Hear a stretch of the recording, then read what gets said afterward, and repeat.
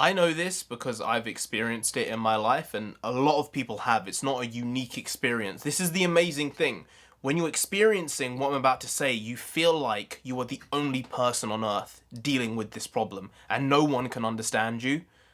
But the truth is, there are hundreds of thousands, millions, maybe even tens of millions of people who will have gone through at one stage in their life what I'm about to say, and that is the fact that so many people in this world are so lonely. I think the last year and a half, 2 years has not helped this. They might be around people, but they still feel insular, like they're on their own and islanded without really wanting to be. Sometimes you want to be alone, and something which I've come to terms with is I'm good in my own company now. Many years ago, 5, 6 years ago, I was not in that space.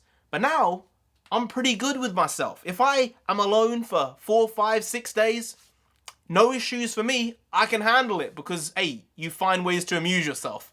And sometimes laughing, no. Always and forever, laughing is a great medicine to sort out most moods. But some people in this world are so lonely and they feel like no one is there for them. The thing which made me talk about this today is, again, for the first time in maybe 6 months, I had an instance of playing Call of Duty.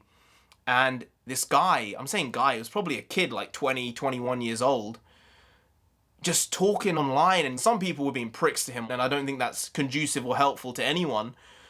But he was not in a good headspace, and you need to step in when someone does something like that, because if it's just jibing and for fun, then that's one thing, and that's cool, because that's just ribbing each other. But when you think someone is on the edge, on the precipice of making a really bad decision, you don't want to facilitate that to happen. And I feel like a lot of people who we were playing with were doing that. These were random people, by the way. These were not people I know. But I do feel like Call of Duty specifically, there needs to be a function on the game where you can see who's been in your squad and who you've played with recently. Because there's no way to do it. I've said this for months talking to people, like, why is there not a functionality like this? Because you might really enjoy playing with someone. You might say, hey, we actually link up pretty well. We like talking to each other. Let's actually do this.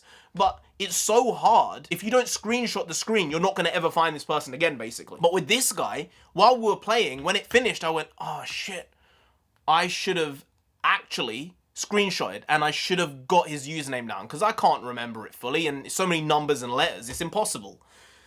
Because maybe he just needed someone to listen to him. And it's that simple when someone is feeling so on their own. Maybe it just takes them speaking it out loud and for someone to listen.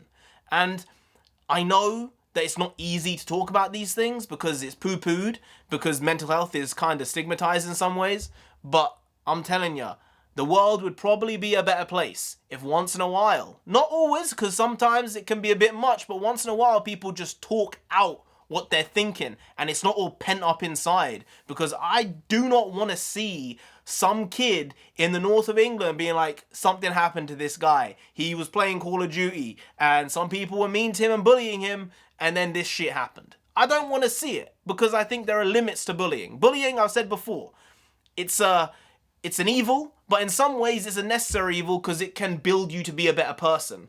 But some people do not take bullying very well. They can take it the opposite, which is it completely breaks them. I understand that.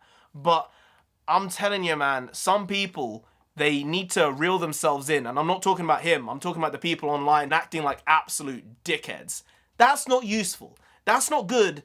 That's not nice. And I think generally you should aim to be nice to as many people as possible, right? There's this line, treat others how you would like to be treated. I get it, it's the golden rule, because one day you might be in that situation and you would want someone to be able to listen to you and try and understand what you're going through in that specific moment. But mental health is a super, super big deal, and something which now gets a bit more light, but it really just takes someone listening to you.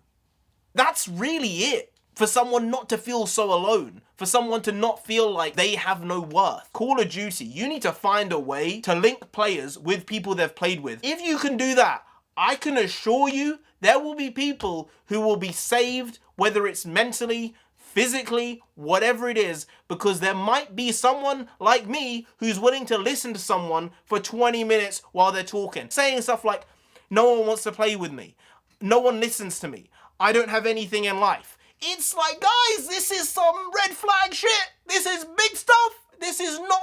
that should be taken lightly.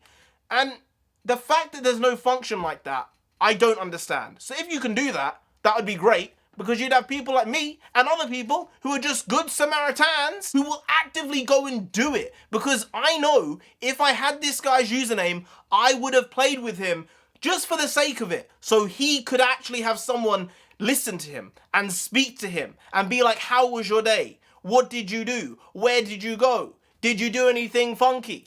That's a bit weird. Point being, sometimes you just need that. And I know I would have done that every couple of days, once a week, logged on and being like, I'ma sit down and listen to him because he needs it.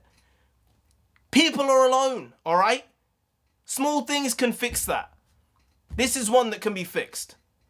So fix it.